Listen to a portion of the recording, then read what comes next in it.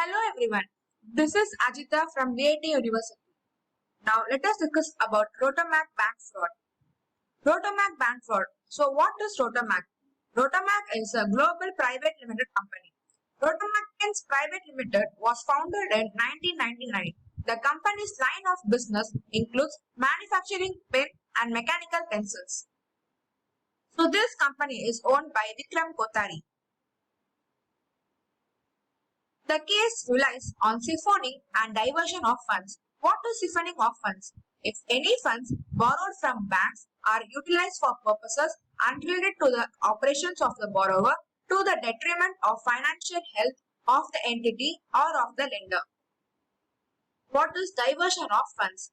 Utilization of short-term working capital funds for long-term purposes not in conformity with the terms of sanction.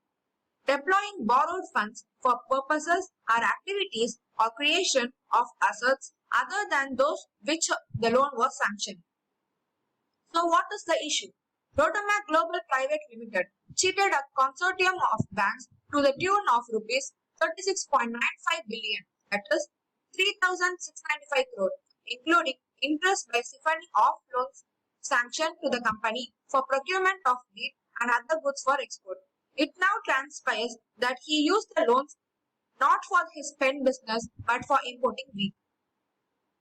Money was sought from the banks for importing wheat from a Singapore-based company, Bagadia Brothers. But when it was sanctioned, the money was not utilized to buy wheat. The money first went to Bagadia Brothers and then came back to Rotomac. No export order was ever executed. This round-tripping of money amounts to misappropriation of funds.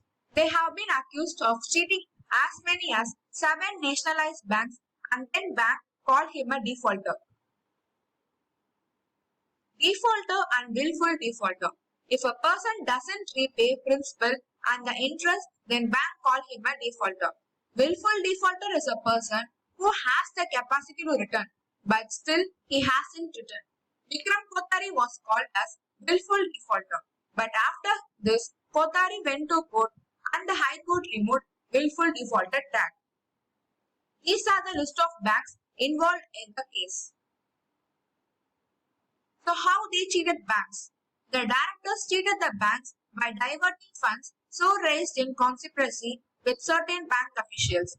There are instances where the credit sanctioned and disbursed to the company was used for purposes other than execution of the client export orders. There is a case in which the credit sanction for an export order purportedly received from Singapore for supply of wheat was diverted to another company in Singapore. The company submitted false and forged documents. The money was later remitted back to the account of Rotomac, which amounts to round-tripping. Round-tripping of black money. The unlawfully acquired money kept abroad is routed back to India by round-tripping processes. Round-tripping involves getting the money out of one country, say India, sending it to a place like Mauritius, and then dressed up to look like a foreign capital, sending it back to home to earn tax-favored profits. Case progress. Immediately after registering the case, the CBI carried out searches in Kanpur, which included Kothari's residence and office premises. The Income Tax Department had also attached 14 bank accounts of the pen manufacturer as part of its tax evasion probe against him. The ED registered separate cases against him and his company for allegedly swindling of billions from 7 banks.